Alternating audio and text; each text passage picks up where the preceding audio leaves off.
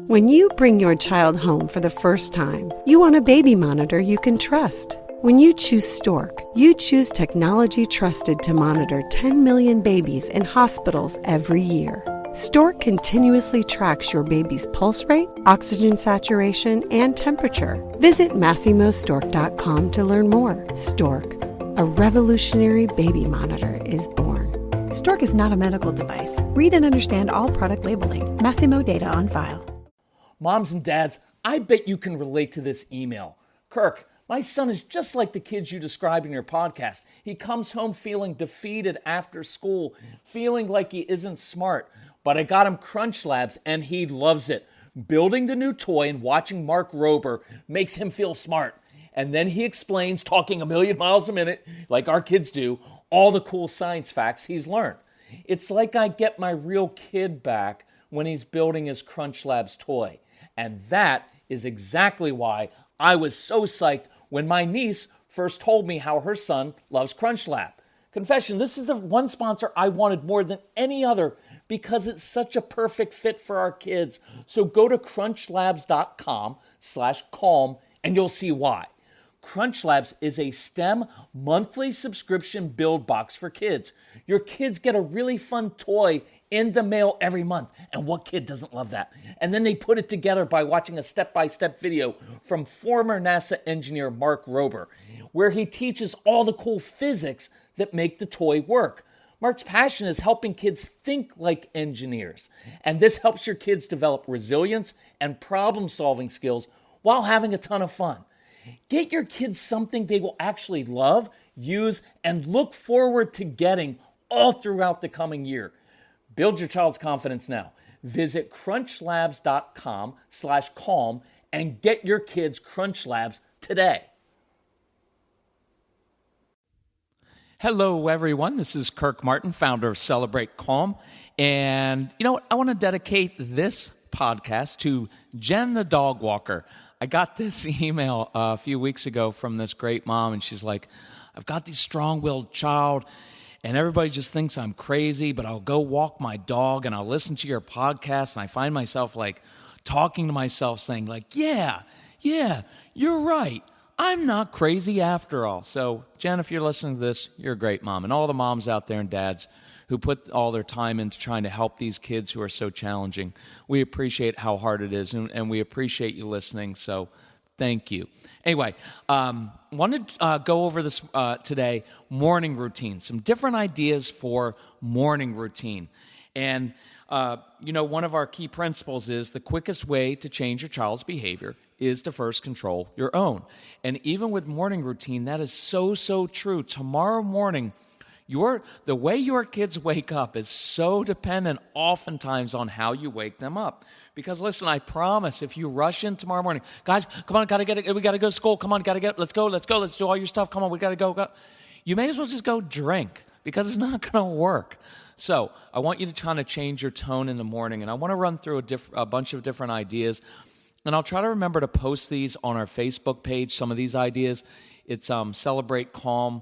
You can find all our stuff on celebratecalm.com.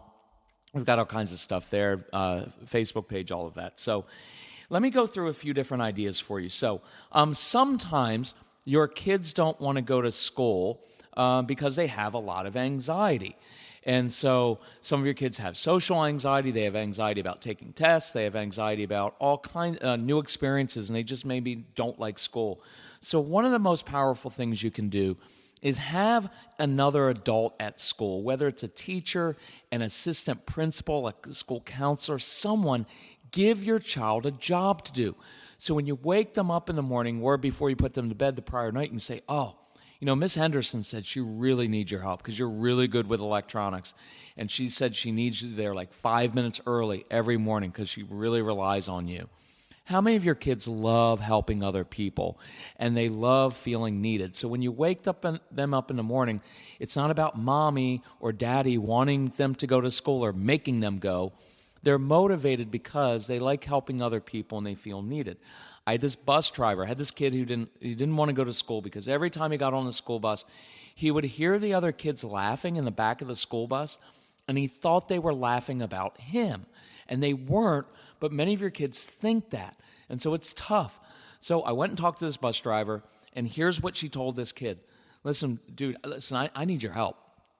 I have to keep track of all the kids who get on and off my bus, and I've got to add all that stuff up in my head, and I'm not very good at math, but I know that you're really good at doing that. And so would you do me a favor? I really need you on the bus every day, because I'm going to give you a notepad, and you're going to sit up front, and you're going to keep track on that piece of paper. Now, the cool thing was this kid was pretty good at math, and he was a little bit OCD, so this job was perfect for him. So, funny story the mom told me a few weeks later was he woke up one morning and he was sick, legitimately sick. He wasn't just faking it, because many of our kids fake being sick. And then some of your kids don't. They just have stomach aches all the time. And the stomach being upset is all about anxiety. And so mom's like, honey, listen, you're sick. Do you want to say, you can stay home today. You should really stay home. And her son says, Mom, school bus driver isn't very smart. She needs my help. I need to go ride the bus. So think about that. Giving them jobs to do at school, very, very helpful. They'll often find that motivating. One of my favorite things to do with kids is to draw them in and take kind of a soft approach, a relational approach to it. So, tomorrow morning, walk in, and instead of rushing your child around, rushing to get up, and I know some of you have 3, 4, 5, 6 kids, so you don't have long, but this only takes 20 seconds. Wake your child up with a compliment tomorrow. Right? So you've got, who knows, 12, 20 hours to think of something they have actually done well. But find something they've done, right? Or a quality that you really admire in them, right? Like the fact that they're different and they don't mind being different. The fact that they apparently don't care about hygiene. I'm kidding. You could say, listen, Jacob, you know what was really cool? After dinner last night, you brought your fork back from the table to the sink. Maybe next week you'll bring a spoon, and in a few months you'll bring all of your dishes back from the table to the sink. I'm kidding, but we always praise for progress, not perfection. But compliment them. I'll give you a challenge. Take one of the qualities that irritates you most about your kids. Let's say it's pig-headed obstinance, and flip it around, and tomorrow morning say, you know what I love about you? Your persistence, because when you care about something, you know how to get it, and you go for it, and I love that quality. And that's all you have to do. Don't make a big deal out of it. I remember when Casey was about 11 or 12, 10, 11, 12, something like that. Of course, he didn't want to get up and go to middle school. And so he was really into blues music, right? Which is insightful because many of your kids are like old souls. Why would a kid be into blues music? But it's kind of old soul music. So I remember I would go in and say, Case, listen, look, this is a long, straggly-haired, hoodie sweatshirt kid who slept in his hoodie and wore it all the time, didn't really change his clothes. And he never woke up with like, Father, it's wonderful to see you this morning. The sun is shining. It's a day filled with opportunity, right? My son's not that kid. He never was. Now, you give him enough coffee now, he's kind of like that. But he's 24. So I woke him up and I was like, Case, listen, I downloaded this new John Lee Hooker song I found. Old bootleg cut of it. Really cool. Listen, if you get up, get your shower, get ready, get downstairs while we're fixing breakfast together, we can listen to a little bit of John Lee Hooker. See, there was a reason for him to get out of bed. It wasn't me yelling at him to get out of bed. Now think about this. Look, this is what we're really saying to many of our kids. Hey, come on, it's really early in the morning, and I know you didn't sleep well last night, but get up because you need to go to that place where you're always on red on the behavior chart and you get in trouble a lot. And listen, in a place where you don't always have a lot of friends and you get in trouble. Come on, don't you want to hurry and do the 5 things you least want to do in the morning, which is get a shower and eat something and brush your teeth and brush your hair and pack your stuff and get off to school? Aren't you excited? Right? And it's like, no, they're not. And so I try to draw them in. Now, let's say for this discussion that the carpool leaves or the school bus picks up the child up at 7:22 a.m. Well, I'm going to create a buffer zone because I know that many of our kids dawdle and they're just going to be late at times. And so I want to build a buffer. And I say, here's the deal. We're leaving where school bus comes at 7:16 a.m. I like interesting time limits. So here's the deal. Every morning, I'm going to get up a little bit early. I'm going to get ready for work. I'm going to have all my stuff done. Everything is going to be done by 7:09. I will be sitting at the kitchen table or I'll be sitting on the living room floor. Whoever is up and who is completely ready by 7:09. And I mean completely. Everything's done. Your shoes are on. You're not waiting for that last moment to just go do the couple things that you forgot to do. Nope, we're not doing that. If everything is done, your backpack is by the front door at 7:09, we will have 7 minutes. And I will give you 7 minutes of undivided attention, not rushing you around, and I will do whatever you want to do. If you want to play a little game, let's play a game. You want to play Uno? I'm all in. If you want to read a book, I'll read a book with you. You know those YouTube videos that you love more than anything in the world, and I despise and hate more than anything in the world? I'll watch 7 minutes of YouTube videos with you, and I'll actually act interested if you are ready by 7:09. Now, by the way, that was sarcasm in there, so don't say those parts that you hate the YouTube videos. Your kids already know that. But what they will respect is the fact that you're doing something you don't like because it's important to them, and they got ready on time. Now, what happens if your kids don't get ready on time and they're late? So I always like kind of a carrot and stick approach in the sense of a soft approach, relational approach, and then a kind of a tougher approach, which, by the way, is also relational because in good discipline, it will always draw your child closer to you and build more trust. So let me demonstrate. So my son was a dawdler, and there was a period of time he had to go to a lot of different schools because he got kicked out of different schools. And so we had to experiment with him and try different things until I really got Celebrate Calm going and kind of knew what I was doing and could kind of help his teachers out with him. So there was a period of time where I had to drive him to school, and he would be late. Well, what does he care? So instead of getting him to respect me, because one of our core principles in controlling yourself and not other people is I can't demand respect from other people, but I can always demonstrate self-respect. And one of the reasons, by the way, that many of your kids don't respect your time is because you don't respect your time, because all you ever do is stuff for them. You don't do anything for yourself. You revolve your life around your kids, and that's not healthy. It seems sweet. It's not. You need to do some things for yourself to demonstrate that your time is important. So I got tired of yelling at my son, so I said, Case, here's the deal. My time is really important to me. I respect my time. We leave every morning at 7:16. For every minute that you are late and that you cause me to be late, for every minute of my time that you take from me, you will forfeit 15 minutes of your free time, your screen time tonight. Try me.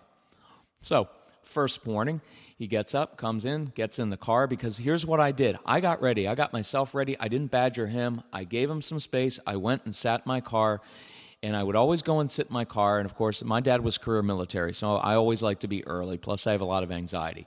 So I'm in the car early, and I learned to take a book so that I could read, because I like reading, and then I wasn't like laying on the horn, waking up all of the neighbors and screaming at my son to come. So I'm in there at 7:16. There's no Casey. 7:17. Nope. 7:18. Finally, he rolls into the car, happy as a clam, at 7:19. I just hold up my phone showing 7:19. And he's like, seriously, Dad? Three minutes? You're going to get on me for being 3 minutes late? And I said, all I want you to know is that 3 minutes that you just took from me is going to cost you 45 minutes of your screen time tonight. Now, what did he say? Father, thank you for being consistent and following through. It makes me feel safe as a child. No, he didn't say that. He had a big meltdown. He had a big tantrum. I can't believe that you do that. 3 minutes late, it's not a big deal. And what I was communicating is, in fact, it is a big deal. It's a big deal to me because my time's important. But you can see how I'm doing it. I'm not yelling at him. I'm not like, you know what? One day you're going to have to be responsible in life. And if you can't learn to be responsible with your time now, all those lectures are just, in all honesty, one, they don't work. Two, they end up becoming very personal, and they end up demeaning your kids. You're never going to be successful because what you're doing at age 7 or 14 or 16 means you're never going to be able to do it. And that's just not true, right? It's just our own frustration. So when I discipline, it's very low-key. There's no drama. I'm just letting them know, hey, 3 minutes cost you 45 minutes, and I don't need you to be happy. In fact, I expect you to be really upset. And what I know is you're not upset at me. You're upset at yourself because you know that you messed up. So tonight when you get home, 45 minutes of lost screen time. So the drive to school, needless to say, was pretty brutal, and it was ugly. and he was upset. So he got out of the car, and I said, hey, have a good day. And what did he do? He slammed the door. Now, you can discipline for that, but the truth is, I knew he was upset at himself because he had messed up, and he knows that I'm a person of integrity, and that when I tell him something, I mean it. So anyway, pick him up from school, get home, right, to schoolwork. He goes to play his video games, and I popped in his room, and I said, hey, just wanted to remind you, you've got 15 minutes of playtime, screen time tonight, because you lost 45. Seriously? You know what? You're supposed to be a parenting speaker. This is the dumbest thing right? So he's got his big tantrum again. Listen, there's no need to lecture in it. I just said, make your 15 minutes count. So I'll see you tomorrow morning, 7:16 in the car. So, along the way, I would say occasionally, like, hey, if you want some help, I know morning routine's not all that fun. If you need some help, I'll give you some tools, help you out, teach you how to be there. But I trust that you're capable of being ready at 7:16 because that's when I'm going to leave. And you know what happened over time? He got ready and he was there at 7:16. Now, here's the cool part where we began to work in different things is I would begin to say, listen, if you get in the car a little bit early, because I don't mind being early. In fact, I love being early. We can listen to some music that you love, right? I'll listen to the stuff that you love. I'll listen to your new albums. In fact, I'll pull up every time you get in, I'll pull up some John Lee Hooker or I'll pull up something. We'll try to stump each other with the music. And you know what happened? And this is a big principle we teach is you can take things that are usually really irritating and turn them into a bonding experience so that instead of the child's whole childhood being fighting and screaming and yelling overboard and getting you out of the door, in fact, instead, it became a bonding experience for us. And listen, if you've got multiple kids, it's still the same principle. There's usually one kid or two that are kind of a little bit more difficult like that, but the same principle applies with that. So, couple more things here. And by the way, I love doing these at live events because then I can get questions from people, right? We can really do this with, we do a workshop sometimes, a live event, which is fantastic. Because what we go through is kind of calm 24/7. We go through like morning routine, getting out the door, right? Then we get home from school and we cover homework and we cover music lessons and sibling fights. And then we do dinner and we do bedtime. And we do all the different power struggles in a 24-hour day. So if you want us to do that live, it's really, really powerful. And here's the cool thing. We can train your parents, teachers, and we can actually do student training all on the same day. We're the only organization that does that, so it's pretty cool. So email my son, Casey, C-A-S-E-Y, at celebratecalm.com, or call 888-506-1871. Email us, and you can find all of our contact information at Celebrate Calm. All of our sales, everything's at Celebrate Calm. Email us with the name of your school, your organization, your church, and the city and state, and we will come. And it's a really, really cool, it's just fantastic training because it's very practical like this stuff with a lot of energy. Plus, it can be kind of funny at times. So let me do two more examples for you. Making things a challenge. I like to make things a challenge for younger kids. Sometimes I'll wake up and say, hey, bet you can't get dressed in the closet. Bet you can't get dressed in the backyard. Bet you can't get dressed underneath your bed, in a closet, wherever. Make it something more difficult. Music sometimes is very effective for younger kids. I put on music and I wake them up to music, or I get them dressed, get them doing, hey, bet you can't get your shoes on before your favorite Bob the Builder song is over, right? Here's a great one too. Getting them moving in the morning. Hey, I hid your favorite Lego fire engine in the backyard or in the basement. Bet you can't find it before breakfast is ready.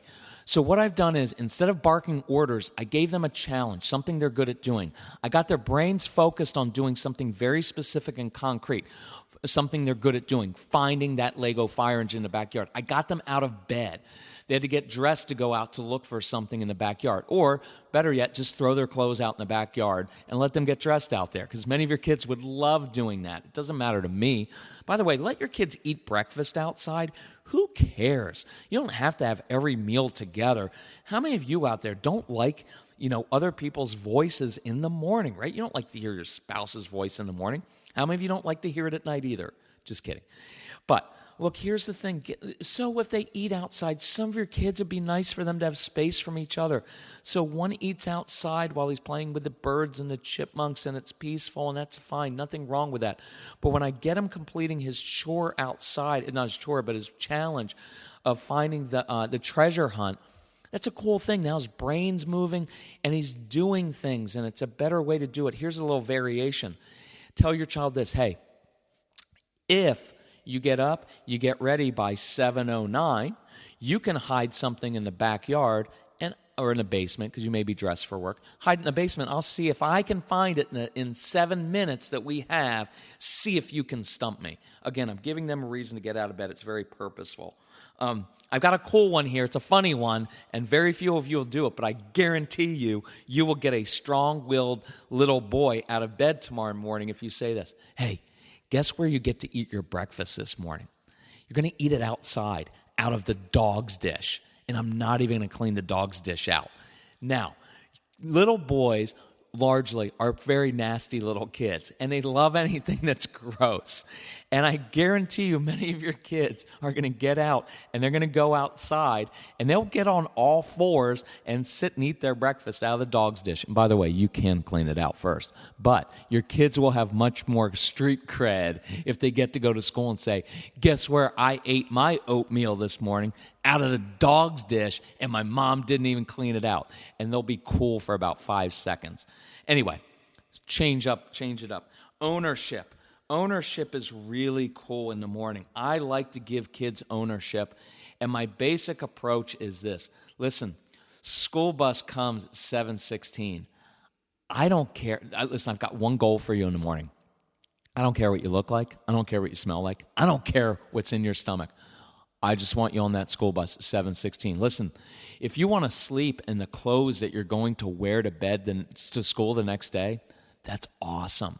By the way, let your kids do that. If you don't like that, that's your own issue, and you have control issues, and you need to let go of your embarrassment, right? Because if your kids, they're just going to wear the same thing every day, so just let them sleep in it. And here's what I say. Listen, you can sleep in until 7:15. Roll out of bed, because I know you hide food underneath your bed and hoard it there. Grab a Pop-Tart under the bed, run, jump on the back of the school bus, and at the end of the day, I'm going to say, nice job making the bus on time. Now, the problem is I don't like the way they make the bus, because I want them to get up early, because I want them to get exercise, and I want them to eat blueberries and avocado because it's good, healthy fat and antioxidants in the blueberries so they're ready to learn. I want all of that. But none of your kids are going to get up just from you lecturing them about how important it is to have a nutritious breakfast. They're not. So give them some ownership. So here's a really cool email I got from this great mom in Texas. So she's got a 6-year-old and a 5-year-old son, and this is ownership, and I'll kind of close up with this. This morning, I told them I was confident that they knew the morning routine, and I challenged them to do their morning checklist. You like that? That's a good mom there with her checklist, a little bit of OCD herself. And be out the door by 7:15 as usual without mom's assistance. And that's huge. So the kids squealed with excitement and ran around busily doing whatever they wanted and in whatever order they wanted. It was she underlined that, very uncomfortable for me, and I had to grit my teeth. But guess what? Without one reminder or nudge, they did everything they needed to do and cheerfully left at 7:15 for school. Oh, the milk carton and their pajamas needed to be picked up. But I think I'd happily do those small things rather than have the drama in the mornings. So that giving kids ownership and some space to do morning routine differently than you would do it, I love that idea. It gives them a little bit of space in the morning. Anyway, try some of these things. Listen, if you want more help, if you want us to come speak, email us. We have specials on our CDs because we have ideas. Like in this idea, I think I gave it probably about 10 or 12 ideas just for morning routine, just in the podcast. On the audio CDs, we go through, we give you scripts to use with kids. We have literally hundreds of strategies, and they really work because they're practical. So if you're interested, go to our website and get stuff off our website. We have specials. The better thing to do, honestly, is email my son Casey, C-A-S-E-Y, at celebratecalm.com, and tell him you need some help picking out our resources. And if you need help Listen, if you and he'll help you pick out the right CDs for your family. And listen, if you need help financially, just be assertive and say, listen, we need help financially. What can you do? My son's awesome at helping people, and he's got a really big heart. So email him or call him at 888-506-1871, and we'll be glad to help you out. So thank you. Tomorrow morning, you better do it differently, because if you don't, you may as well just quit and drink. And we don't want you to do that. So do it differently and experiment with your kids, and then email me and let me know which of the strategies is working for you. But thanks so much for caring about your kids. We'll talk to you soon. Bye-bye.